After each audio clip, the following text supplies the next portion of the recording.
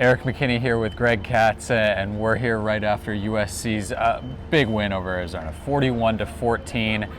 Even that, it feels like it wasn't close enough, and I feel like for this review, we should have a couple backups come in and take over for us just to keep with the theme of the night. This Absolutely. was a USC defense that came in missing 4 starters, and you thought it could be 5. Isaac Taylor-Stewart, he ends up playing a huge chunk of the game with an ankle injury at cornerback, but you're missing nickelback Greg Johnson, defensive end Christian Rector, linebacker Pala'i'enau Teote, and then again Isaac Taylor-Stewart, who was playing with an ankle injury.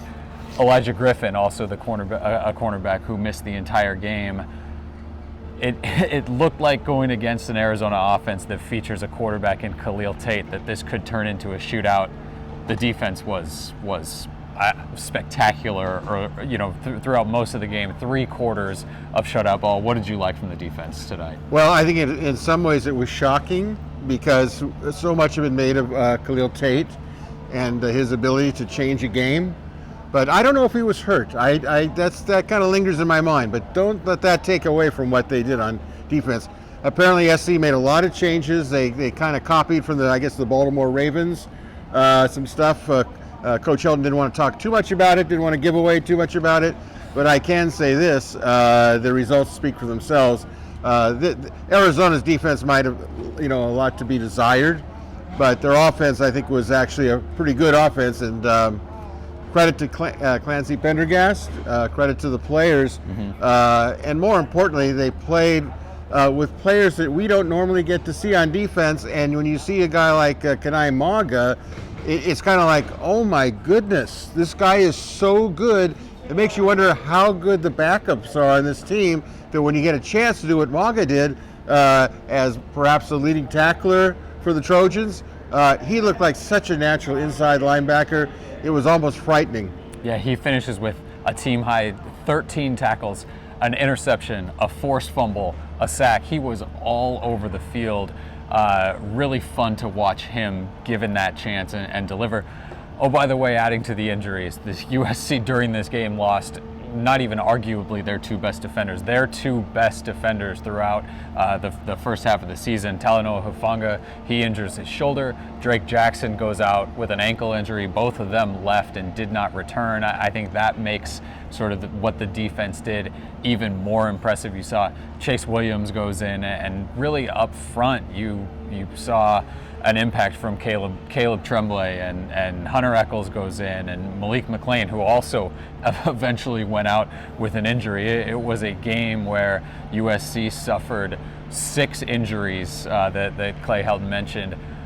Flipping over to offense, where you saw 2 of the bigger injuries, running back Stephen Carr goes out, running back Marquise Stepp goes out, so you turn to a true freshman in Kenan Christon. He finishes the game 103 yards, 2 touchdowns. What'd you see from the true freshman running back? Well, he only averaged 12.8 yards per carry. I tell you what I see, and I know this is going to, for people out here that can say, well, let's not jump to conclusions. It was Arizona. But when I watch Stepp, and I see Christon, I can't help but bring out memories of Thunder and Lightning, of Reggie Bush and Lindell White. Once Kenan cracks that line, it's like, it's over, baby. And talking with Brett Nealon, the center, he goes, boy, once he gets through that line, it's angles and it's a done deal. Obviously, he's the guy who gets interviewed by the Pac-10 networks, Pac-12 networks, and obviously he's the one that was in the press conference. That's pretty unusual that a guy that was probably 3rd or 4th string tailback is brought in to talk to the media. A 5th string going into this. And he handled himself beautifully.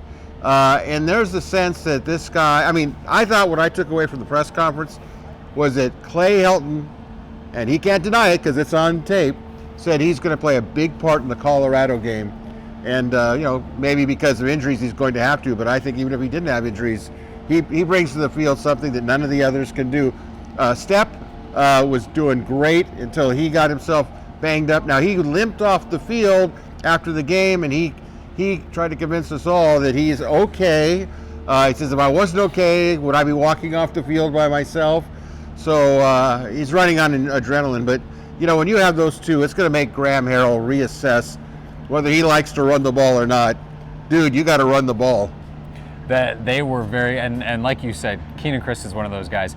You can see a hole open as soon as he gets past the defensive line. It's gone. You knew that one. The 55-yard touchdown, he breaks through the first line, and there was nobody that was gonna catch him. You could see the safety in the corner try to take an angle, and it was never gonna happen. So again, for all the sort of negatives that come out of this game, just on the injury front alone, how many guys you're missing, and we will get an update likely after Monday's practice on where that stands and who's going to be ready for Friday's game at Colorado. But what you saw from some of the backups and really how this defense was able to play and to lock down an Arizona offense. They finished with 14 points and they put up a bunch of yards in the fourth quarter going against a USC defense. USC had 8 true freshmen playing defense at the same time in the fourth quarter of this game. Again, a little bit of seasoning, and you have that redshirt rule where guys can play, in 4 games. So it's nice to see some of that. But I thought the defense against Khalil Tate and then against Arizona's backup quarterback, Grant Gunnell, who comes in, they played well and they kept it up. Arizona's an offense where the last few years against USC has done phenomenally against them in the first half, and then things start to fall apart a little bit in the second half and Arizona creeps back into the game. That didn't happen here, and I thought when Clay Helton talks about this team and he talks about how they can bounce back and how they can keep fighting, and the Notre Dame game is sort of like a launching point instead of pulling them back. You see it. They do sort of bounce back, and this team is playing with some fire. I thought overall in this game, you look at the score, 41-14, and like I said, it could have been more.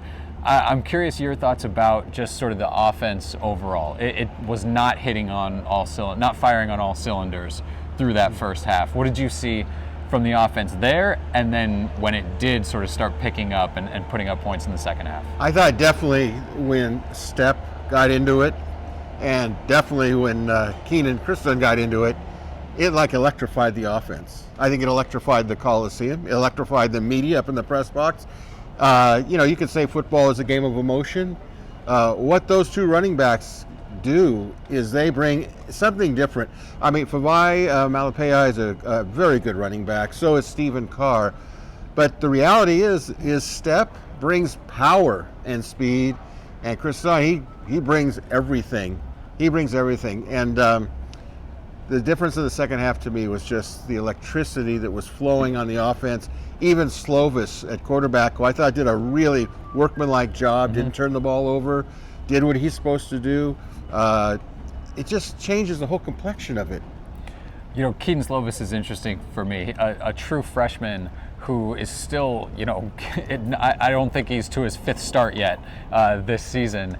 And it's one of those things where he throws for 232 yards, 2 touchdowns, no interceptions, and it's kind of ho-hum for him. I mean, I think that speaks to what we've seen from him and the kind of player he is. He's been really impressive all year when he can go out and sort of be, the 5th, 6th, 7th note on a game that a lot of other Pac-12 quarterbacks would absolutely love to have. I think that tells you about him and really sort of his command of the offense and ability to work. I really liked what we saw from Kedon. I think the thing that really sticks out for me, Erik, is that after the beatings that he took at BYU, and after Utah just tattooed him, that he was able to come back against Notre Dame.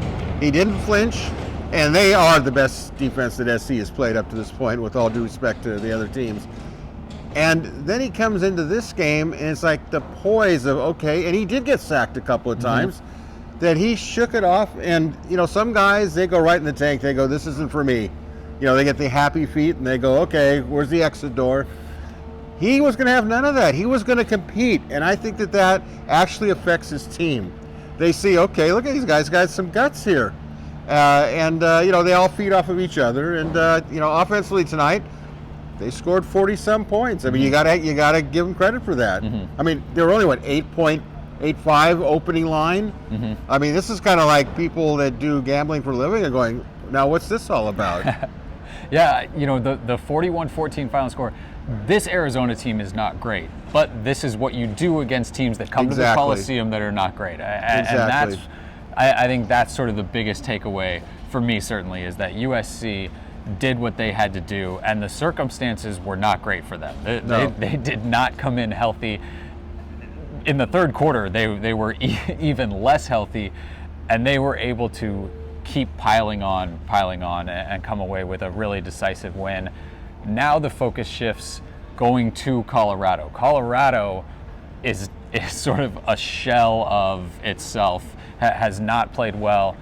This is a road test for USC, and that's really the focus. That's the boogeyman for them, right? They have to go play well on the road. It's a Friday night game. This is not a game that away teams in the Pac-12 do well. And we'll see. We're going to get some injury updates, like we mentioned, early next week.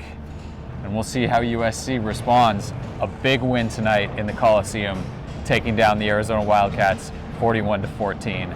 That's our look at it. For Greg Katz, this is Erik McKinney. WeAreSC.